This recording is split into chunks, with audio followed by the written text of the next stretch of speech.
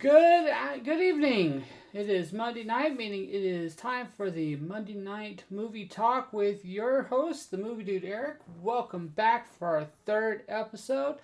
This episode, we're going to be discussing the Oscars a little bit, or what I should say is a kind of a pre-pick of the Oscars. Think of it as maybe like a draft of sorts. So the movies that I think deserve to win, and we'll go a bit over it in just a moment, as well as why the award season matters. Not just the Oscars, but all the different awards that take place over the course of these next few months. And I'm really excited to talk about all of this. But before I do, I just want to kind of give you an idea of where we are as a show. This is my third episode, and right now I'm still trying to figure out all the different avenues that I want to see happen with this particular show. So there are going to be some changes moving forward, kind of getting some things going on. One thing I would really like to do with this show is to kind of create a dialogue of sorts between myself and you as the viewers, and to encourage you to take an opportunity to send me your feedback, send me your thoughts.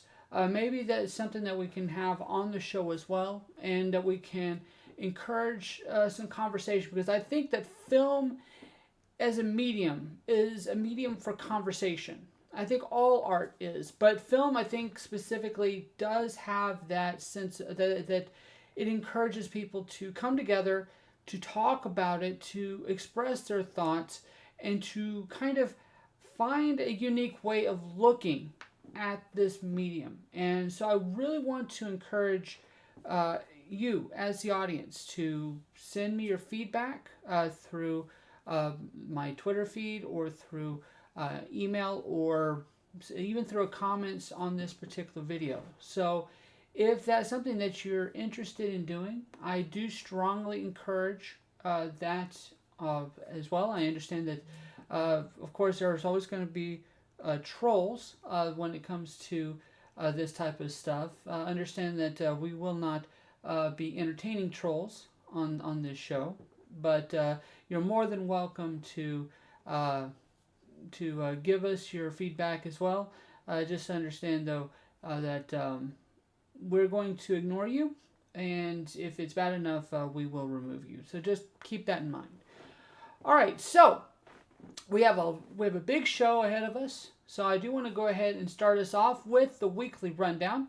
So the first thing I want to talk about that I saw over this last week, and there's three things I really want to talk about this week. So first off, I really want to talk about Scream, or Scream 5.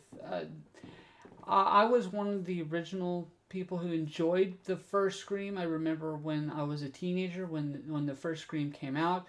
I've seen all of the Scream films up to this particular one, and with the exception of Scream 4, which I was not a very big fan of, or Scream 3 for that matter. 3 was I understood what they were going for, but I thought it was a little bit too much of a parody. 4 was a little better, but it kind of still had its own kind of trope-ish thing. Scream 5, in my opinion, brings it back to what a Scream film is kind of supposed to feel. You definitely feel like this is a part of that universe, even though it is in itself a requel. As someone now older, and someone who I guess maybe in a way has matured outside of the slasher genre, although I don't know if that's really truly the case. It's kind of a weird feeling I have with this particular film, because there is some things I really enjoy about it, but at the same time I feel like it can't decide whether it wants to go full on slasher film, or if it wants to kind of be a little bit more, I get what they call elevated in this particular film. And so it's kind of teetering between these two differing opinions on horror. And because it doesn't really make a decision on that, it does kind of ruin that vibe that it's going for at that on that level. That said, though, it is entertaining. Um, it does have a couple of interesting shocks. It does kind of also at the same time get a little redundant, and it follows the formula almost to a fault. So there is that. But I really enjoyed the new cast of characters. I enjoyed the legacy characters coming back, and so yeah, this is a good movie. Although I feel like it could have been a lot better. I think that's my biggest draw, the drawback of this particular film. But I also got a chance to see another great film this weekend, and that film is, hold on, I lost my place there. Give me just a sec. Yeah, there we go. All right. So the other film that I saw this weekend was a film called Belle. I intentionally went into this movie completely blind. I did not want to know anything about this particular film, especially since I was going to go see this with my daughter. And so we went and saw this, and I have to say, this is unique to an extent, especially considering that, I mean, you could say that this film is a cross between Beauty and the Beast and Hannah Montana, and with a little dash of Ready Player One in there as well. The story itself is about a young girl or young schoolgirl who gets herself onto this new social media platform that allows her to become the inner self, which of course is a pop diva that becomes an international sensation practically overnight, as all social media would allow for. And through that, she finds herself kind of attracted to this individual on the internet that goes by the name The Beast. I guess you can see some of the Beauty and the Beast symbolism right there. There's a lot more to that symbolism as well, but I do love the fact that, kind of like Ponyo did with The Little Mermaid, it deviates from the material and goes in a very unique place as we get to the ending. I feel like this is a movie that I'm going to like more the more I see it, primarily because I'm still kind of registering everything that I'm seeing with this film. And this film's got some incredible visuals. This film is just well shot, or I shouldn't say well shot, but well animated. It has this gorgeous style that kind of blends computer animation with hand-drawn animation extremely well. And I really liked how the film found its ending. The ending, I think, really worked for this particular film. I know that this film has quite a few people have seen Belle over the weekend, although I also know that it's kind of hard to find out in theaters. If you have the opportunity to see Belle, I would strongly recommend it. If you don't have that ability, wait just a bit. It more than likely will be hitting a streaming service near you pretty soon. And finally, I had the ability to finally finish Arcane, League of Legends. This is something that I also was watching with my daughter. So that's, when it comes to these types of shows, if I am a little behind, it's usually because me and my daughter do watch it, and we have to kind of wait until she's with me in order to have that ability to see it. So Arcane is obviously based on the League of Legends video game series. I've not played League of Legends, and I will say, though, that because of the anime, I am deeply interested in knowing more about this particular lore. The series itself is incredibly well animated. This is some of the most gorgeous animation that I've seen all year, and that's including the films, the animated films that I've talked about that have made my top 10 list. I love the character development. I will say that it does get a little, it bogs down in a couple of areas, and the ending is, I don't want to say anticlimactic, but I would have wished for something a little bit larger to end things off on at the end of this particular season. It is very clear that we're getting a second season based on what we saw in the finale.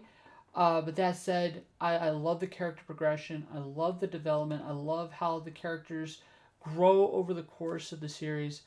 And I'm very excited to see what they do when they come back for a second season of Arcane, because especially that ending, that finale was a jaw dropper. And so I'm really excited to see what they do with this show moving forward. So I will definitely be coming back when it comes to season 2. All right, so now that we've gone over our weekly rundown, I do want to go ahead and just kind of give you an idea of what it is that we're doing with these Oscar pre-picks that I've talked about before.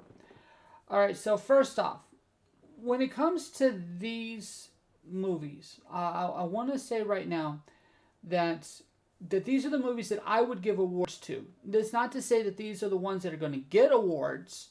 In fact, a couple of them might not even see nominations, nor there have been any buzz for these particular people. But I do feel like they deserve some recognition for the work that they've gotten.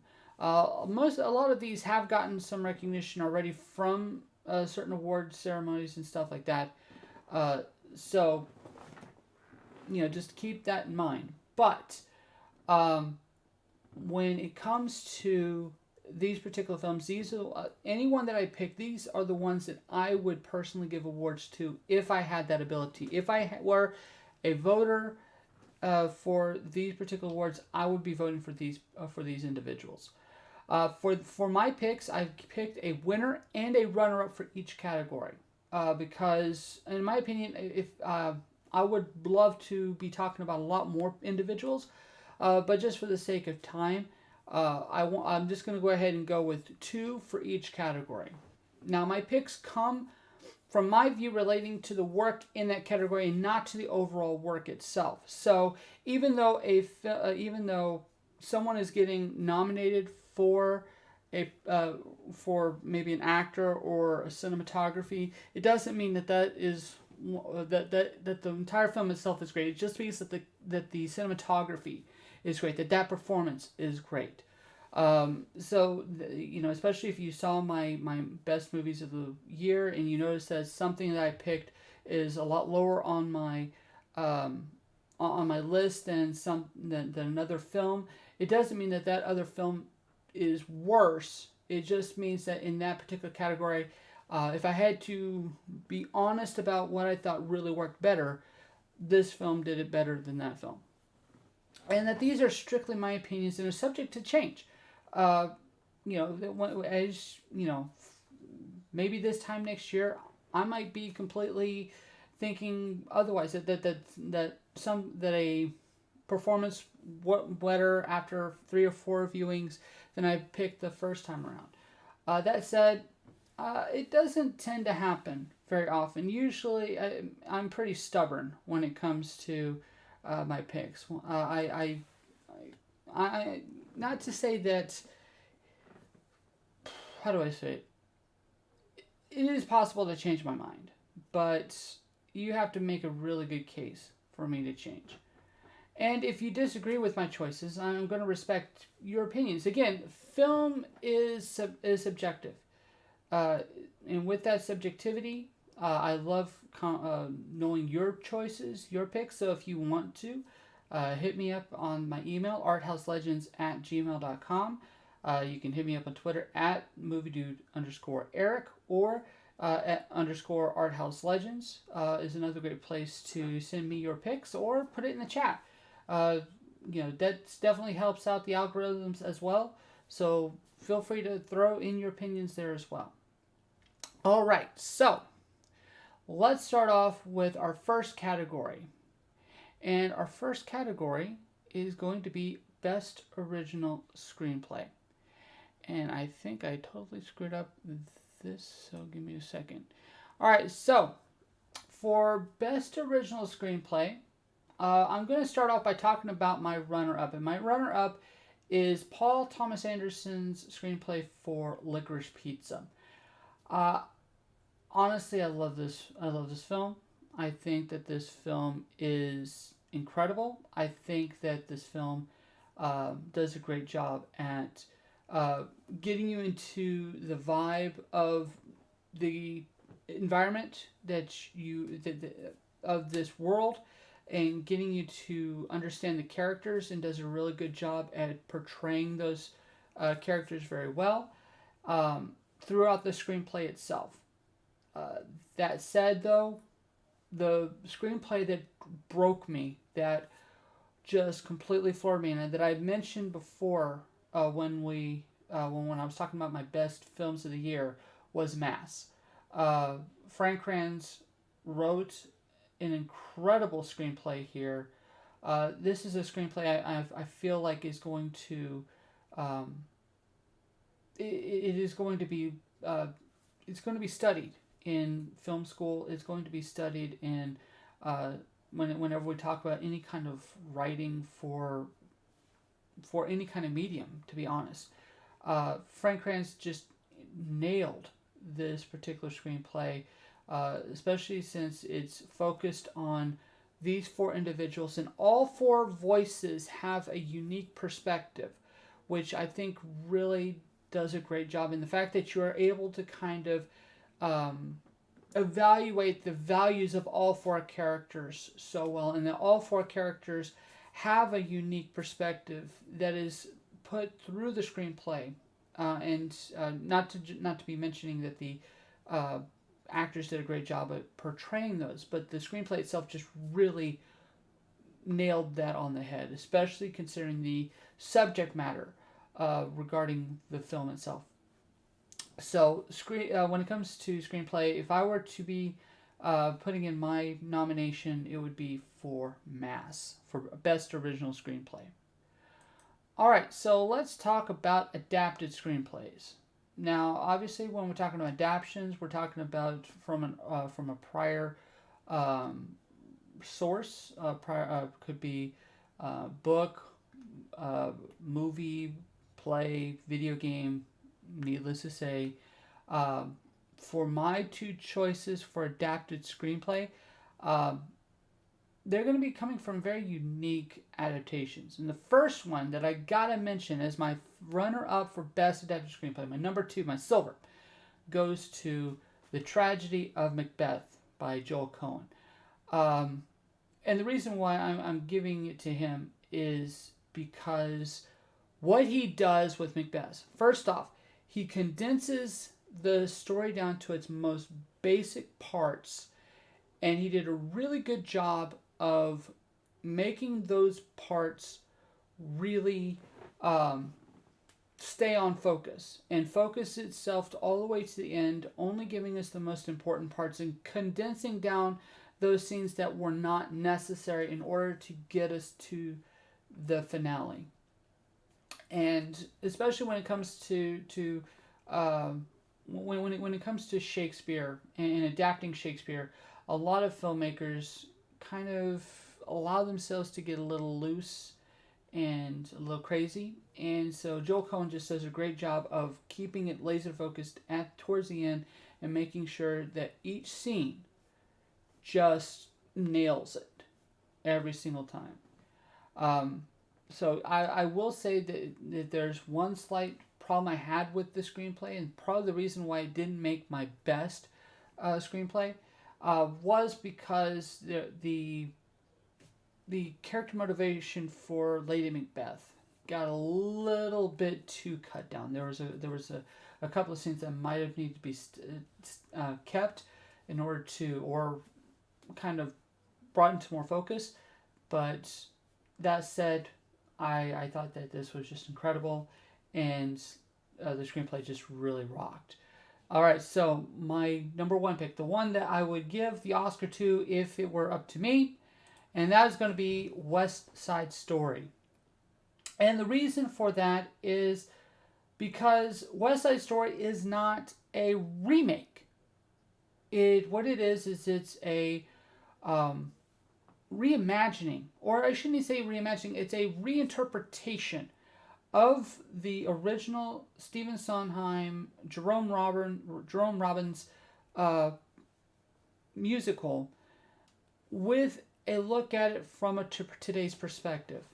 And this is where I'm going to be giving a lot of the um, a lot of the credit to Tony Kushner in in helping creating some changes to the original source material in order to invoke things that are things that are today kind of being issues that this play is trying, or this musical is trying to convey, especially like in a scene, like one of the earlier scenes in the in the musical of the Spielberg musical, is instead of it being kind of a dance fight that starts off with the original film as well as in the Broadway play, it starts off with the Jets spray painting over a mural of the Puerto Rican flag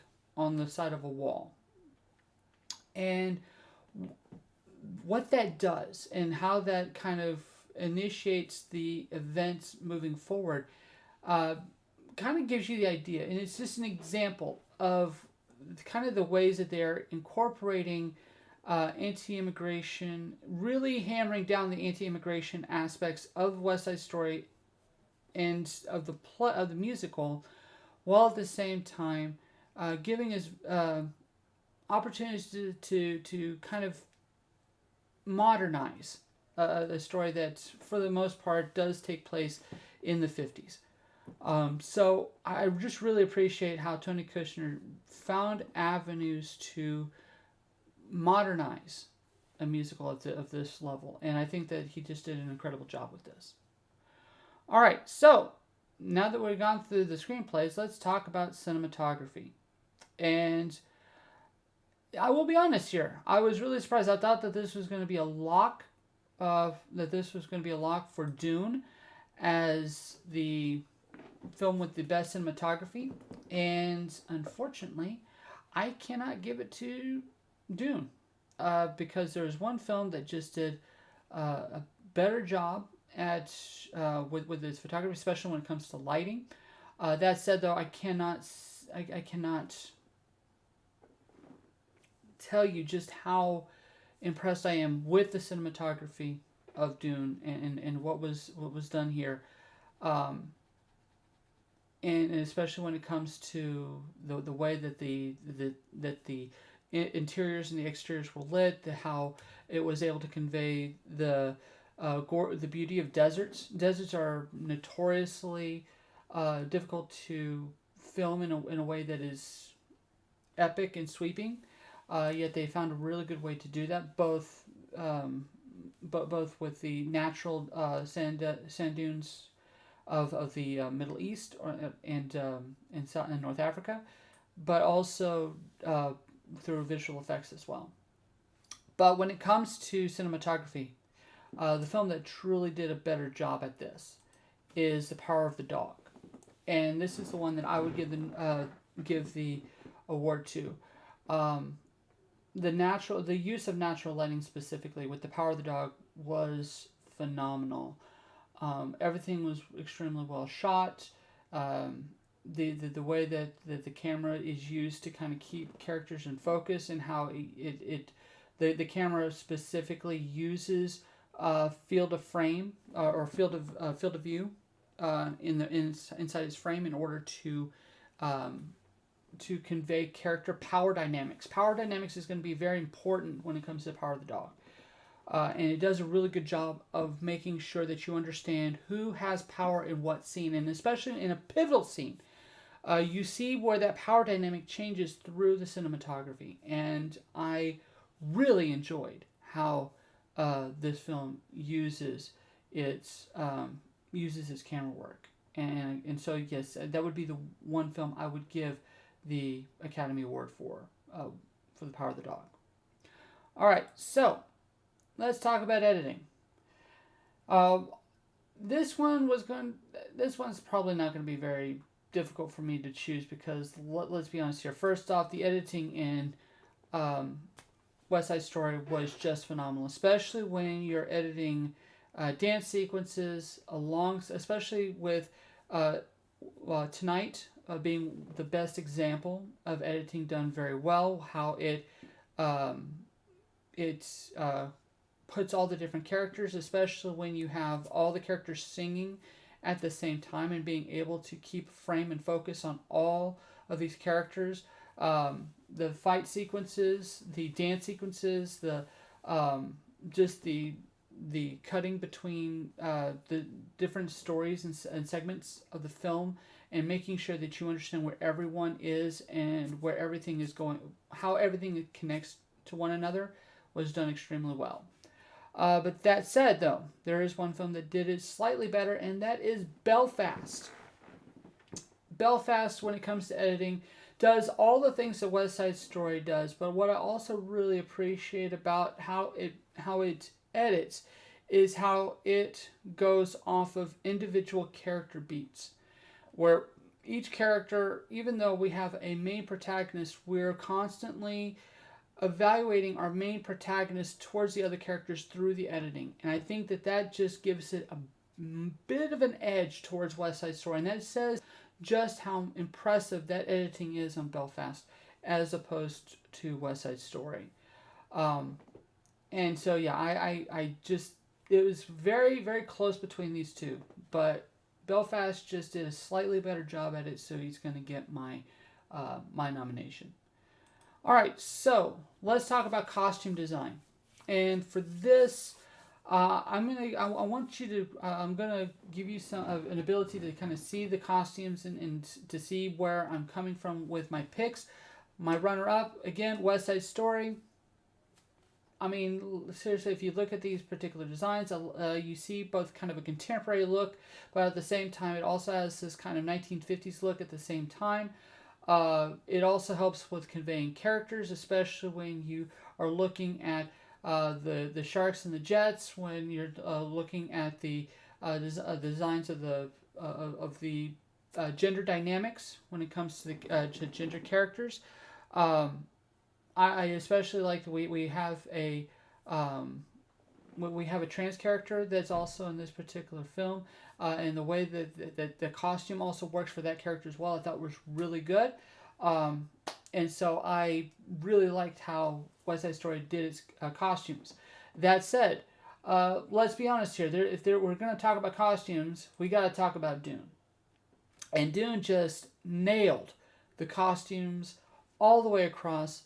And this one was just because there's so much and so unique, and yet at the same time, it all feels natural to this story. And understand, this story is complicated. This story is dense. And one way that you're going to be able to understand where characters are in relation to one another is through the costumes. And the fact that there's color motifs used for the different characters in order to kind of show their place. And also when it comes to the character's progression, as Paul goes from extremely clean at the beginning, he goes to extremely dirty at the end. Also, kind of showing how his progression as a character is going towards someone whose idealism is being challenged and who is having to kind of see the world more realistically over the course of this particular film. And that's going to be very important, especially where I pretty much can guarantee Dune Part 2 is going to take off. But again, we're talking about just how this film in itself does it. Dune just really nails these costume designs. And I mean, let's be honest here, this is going to win the Oscar. It should win the Oscar. And so I cannot say enough good things about the costume design in Dune. All right, so production design. This one, I feel probably is not going to get nominated, but just because when it comes to production design, usually goes to period pieces as well as to science fiction, because production usually is more heightened for those. That said, I love the production design in Pig. And here's one of the reasons why I think that the production design here is really good. Because Pig has such a wide range of sets, such a wide range of props, of the way that things are used in Pig in order to convey its story. In fact, it is small details are super important to the telling of this particular story. Settings have to be very meticulous, or it has to be extremely well thought out how each scene, each set is constructed in order for you to understand the progression of this Nicolas Cage's character's progression through this story, and especially considering that where he begins at the film, kind of his past, because that's going to play a large part, all the way up to his big showdown near the end of the film. Every set piece is just incredibly well thought out. Especially considering that there's so much mystery in this film. Having this excellent production design really helps you to ground yourself into the reality of this particular film, and to kind of start to find the details in order to buy into this particular film. But that said, again, whenever we're talking about production design, the winner's gonna be Dune. That's just, I'm sorry. There's no other way around this. Just looking at these particular set designs and set pieces, whether it's this is extremely otherworldly, but at the same time it feels practical, or it sets you up to ask questions about the world that you're watching here, and each set, each scene just does a great job of selling you on these worlds, specifically, because it's not just one world, it's multiple worlds that you're that you're following. And so I really, again, this is definitely, in my opinion, this is a no-brainer as to who's going to win when it comes to Oscar time. But the production design for Dune is just incredible. All right, so this is a category that is not in any that's not in any award ceremony, and to my opinion, something that I've held on to for over 20 years, is that choreography deserves to be recognized. Stunt work, dance choreography, all of this deserves to have some recognition. And in my opinion, when it comes to choreography, there are two films that I just want to shout out really quickly. First one is the Kingsman, especially when it comes to the Rasputin fight, which you're seeing a gif of right now. This is some incredible fight choreography. It's extremely well shot, and just the way that the action takes place, it makes this scene, the show-stopping event of the film. Both an incredible thing to be watching, and something that is worthy of going out to see in a theater, while at the same time it does mean that everything that you see after this slightly less incredible, in my opinion. But that said, the other film that I really want to recognize is In the Heights, especially when it comes to the 96,000 dance sequence at the pool. Obviously, this is not a part of that scene, but that said, it's all the dance sequences are extremely well done, especially with the large cast members that are involved in those dances. John M. Chu is a master when it comes to dance choreography, which if you've seen his Step Up movies, you know for a fact that he's capable of doing this. That said, what can I say? Just the entire film just has incredible dance sequences, and the film should be recognized for its choreography. All right, so let's go to the next category, which is visual effects. So when we're talking about visual effects, I feel like you're pretty much knowing where this is going to be going. Um, for me, visual effects, the runner-up is Spider-Man: No Way Home.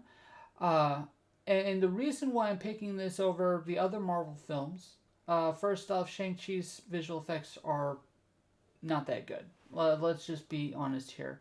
The visual effects are cheesy and campy. They don't really convey they they don't feel completed. Eternals, just the use of the visual effects is kind of lackluster. It doesn't really help or help the story at all, and doesn't it just feels like it's there in order to be part of a superhero movie. Suicide Squad, I really enjoyed, although the campiness does kind of get ahead of itself a little bit. Whereas with Spider-Man: No Way Home, what I really enjoyed about it is that the visual effects are on top notch, but more specifically, the thing I really appreciated was the de-aging and how they used the de-aging and how the de-aging wasn't distracting, whereas a lot of de-aging effects tend to be. And so seeing Alfred Molina, especially when we're talking about Alfred Molina circa 2004, or Willem Dafoe circa 2002, that really helps to build a reality when it comes to No Way Home, and the fact that also things like the mirror, how they did the mirrors again. In fact, they did it better than the original Doctor Strange movie, in my opinion, which is saying a lot. It's just really well done. The visual effects are really well done, especially considering the level of visual effects there are. And so I definitely give Spider-Man: No Way Home that. That said, though, again, I know I'm tooting my own horn. I'm not going to spend too much time on this, but Dune, seriously, just watch Dune. You know why this thing wins. It's like I don't even have to go any further on this. You see it, you understand it. Just see it again. All right, let's go ahead and we're going to move on to our main categories, the ones that I know everyone is excited about. Let's start off with Best Director. And for the runner-up, I'm picking the master himself, Steven Spielberg, West Side Story, because let's be honest here, West Side Story is Spielberg's best film since Munich.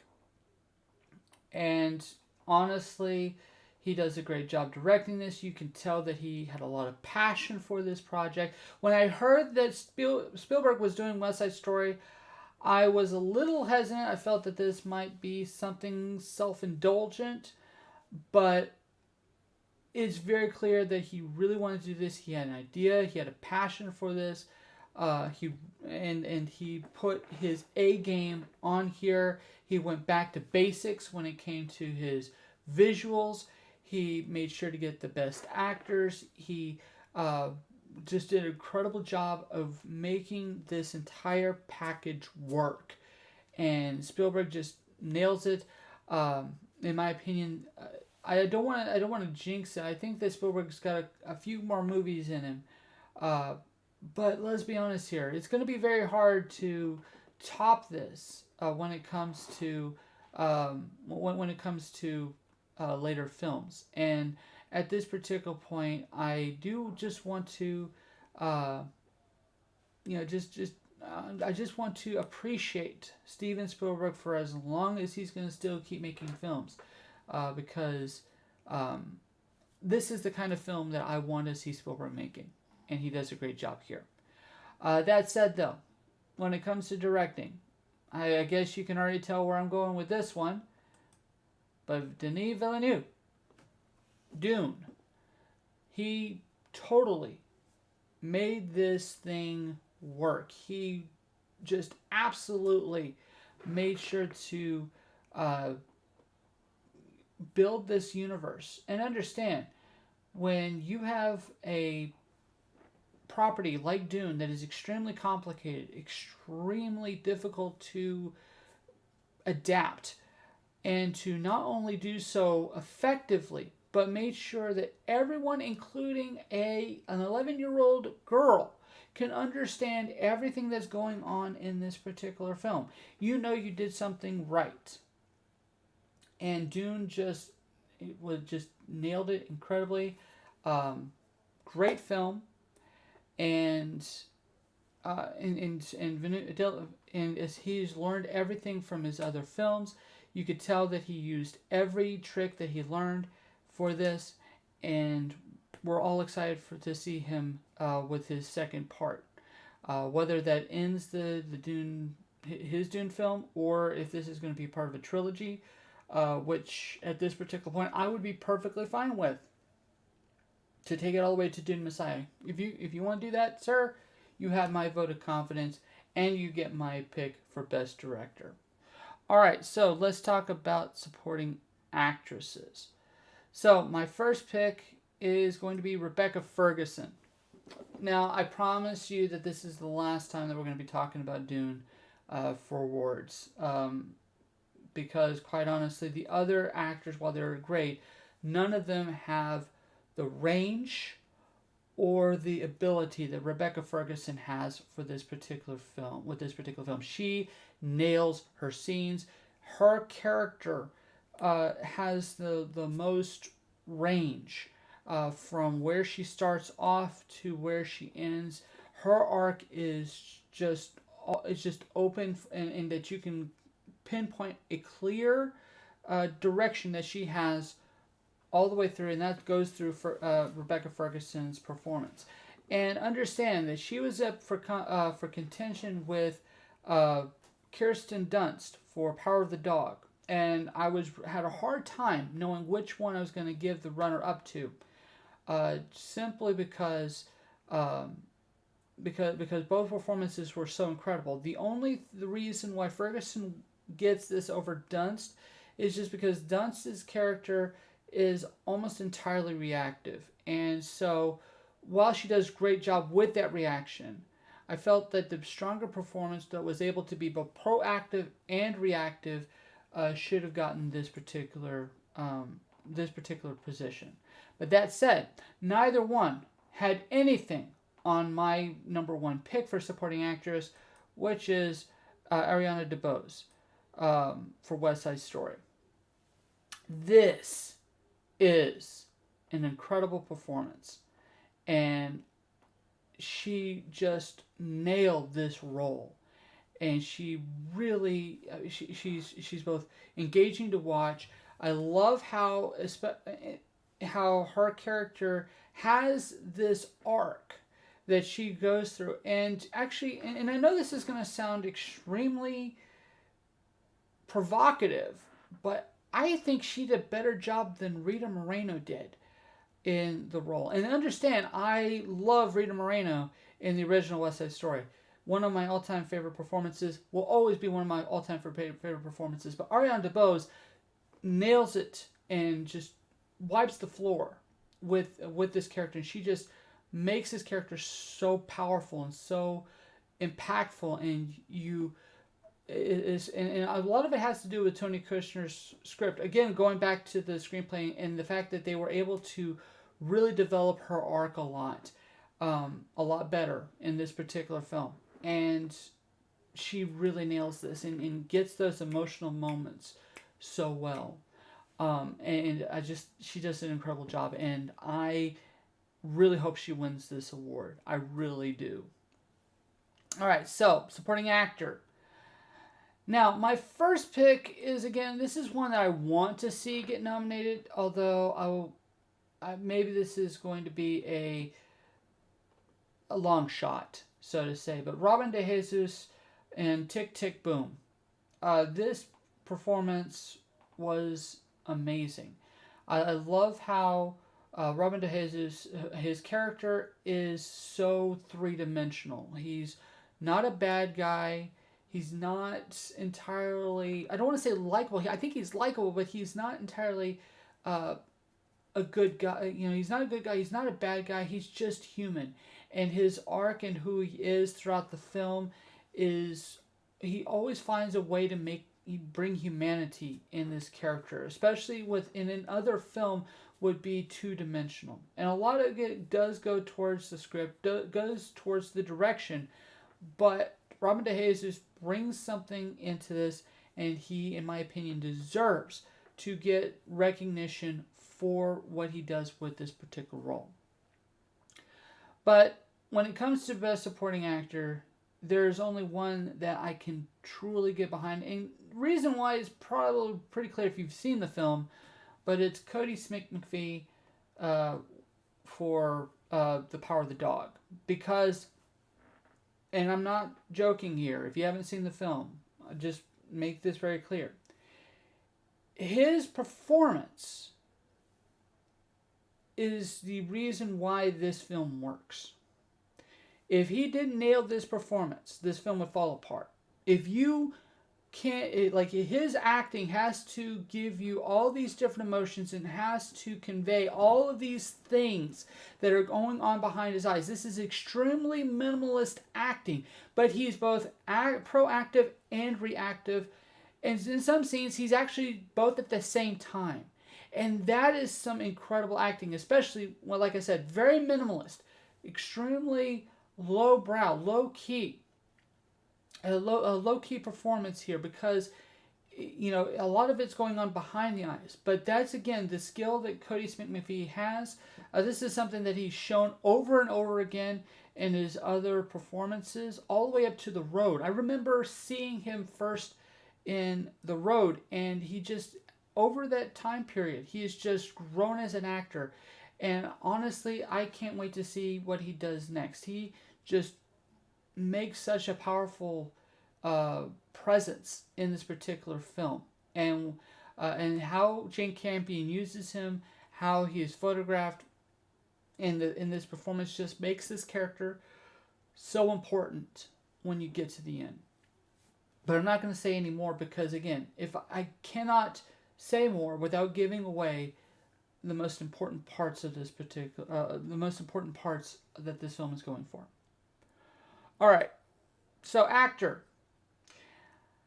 When Denzel Washington playing Shakespeare is your runner-up, and understand this, he changes the game when it comes to portraying Shakespeare on film. I don't say this lightly. He changes the game on this, and I cannot get enough of this performance. I love this performance so much, and if you see this film, you'll understand why when you see it, because man, does he nail it. But that said, you know that you have to be to be able to top Denzel Washington playing Macbeth. You got to bring something very, very special. And that is why Andrew Garfield and Tick, Tick, Boom is getting my nomination for Best Actor. And here's why. Because he brings a unique perspective to this role. His character is complex. He nails that complexion. You get the idealism. You get the hopefulness. You get the selfish bastard. You get this. You are not only getting the person that he is, but you get the person that he wants to be, the person that he's afraid of being. All of these things are combined in here. And again, you cannot, if you didn't have a strong script, a script that would allow for something like this, or a director who allows for this to come out, that says something. But Andrew Garfield, as his performance, and what he does with this performance is something glorious to behold. Now, I know a lot of people are talking about Will Smith. I know a lot of people are talking about Benedict Cumberbatch. But and nothing against those performances. Those were great performances. But neither one nails the complexity that Andrew Garfield portrays. Although Benedict Cumberbatch kind of comes close, kind of, but I have my own things about that particular performance, but that's for another time. But Tick, Tick, Boom, Andrew Garfield, Best Actor, get that award, sir. Get that award. All right, so we're now down to our final category, Best Actress. This one was incredibly tough. There were so many great performances that I really, really, really wanted to recognize. But again, for the sake of brevity, let's talk about the two that really made the best impression. The runner-up is Elena Haim for Licorice Pizza. Newcomer. Wow. I mean, yeah, she is a musician. She's been, she's done, she knows her way around show business, absolutely. But as a presence, as a force of nature in this film, every time that she shows up, you are with her the entire time. No matter what she's doing, no matter what she says, you are drawn to her. And that's important for this particular film. And you just, it is, and the thing is that Paul Thomas Anderson does something really incredible with Elena Haim towards the end as we get to our finale, because her perspective, you find yourself being protective of her, but at the same time, she doesn't want your protection. She's not some wilting wallflower. She's not some soft-hearted broad. She is a powerhouse in herself, but that says she's also got she does have her soft inside. And so when you start to see that, and the way that she brings this out is precious and beautiful, and you feel like it's a gift given to you for staying with her and for taking the time to get to know her. And that is what I think is really special about how the film treats her character and how she brings that character to life. But again, that's just the runner-up. That's not even the best performance of the year. And the best performance, and I have to admit, I tried my hardest to find a better performance. But I just got to give it to her, because let's be honest here, this was incredible. But all hail Jessica Chastain. All hail.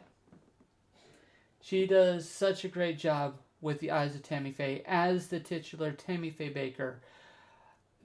She makes this character unique. She makes this character likable. She makes this character relatable. But at the same time, she also does not allow her to be without fault, not without malice. Like, there is a part of Tammy Faye Baker that you can tell is not entirely reliable to the story. Like, you can tell that there's something deeper and darker inside of Tammy Faye Baker, while at the same time being extremely respectful, being extremely courteous towards her memory. And that is something that I gotta give. That's something that for an actress or for any kind of actor is a highlight of a performance. Being able to do that, being able to nail that, being able to nail that that vibe. But yeah, Jessica Chastain does such a great job at The Eyes of Tammy Faye. I cannot recommend this enough. And I know that my face is covering hers, so I'm going to do us all a favor, and I'm going to stop showing my ugly mug and give you an opportunity to see this incredibly wonderful actress under a lot of makeup and just nailing it. Alright. So those are my picks for what should be winning Oscars. We'll see when it comes time for the nominations. And when those nominations come out, we will go over them in a special episode. I will talk about each and every one and which ones I agree with, which ones I disagree with, but you know where I stand. Now, last thing I want to talk about before we end our show is I want to explain something that I think a lot of people don't understand about award season. Whenever people talk about award seasons, they tend to talk about award seasons as Hollywood types self-congratulating themselves, patting themselves on the back for being such awesome people. And for the most part, I can understand where that mentality comes from when it comes to awards. That said, I feel like there's some misunderstanding about awards that needs to be rectified, because the thing is that award season actually plays a very important part when it comes to making sure that we have unique movies available to us, and having different voices, being open to people. Because the thing is that award season movies have a bad rap.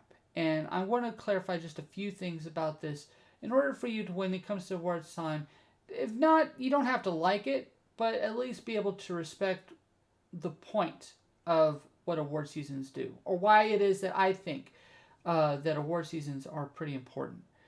So first off, I think that it needs to be addressed that award seasons is not just about pretty people showing off how hot they are.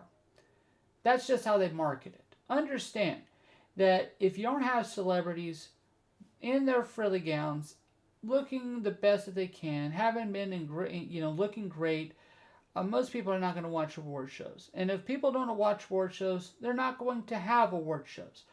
And so they market these as look at the pretty people, because that's what's going to get people, the normal people, to watch these types of shows. Is it kind of silly? Yes. But that is the game. You got to play it. But here's the real reason why award seasons matter.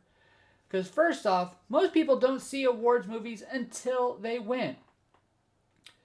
You see, think of movies like The Shawshank Redemption. Now, Shawshank Redemption didn't win any awards, but the Academy Award nominations for The Shawshank Redemption opened up people to being able to give it a shot, because it did garner Academy Awards. And so they wanted to know, what is it about this movie that made people, made this thing get nominated as much as it did. Pulp Fiction. Again, most people didn't see Pulp Fiction until after it won a few awards, after it was nominated for even more awards.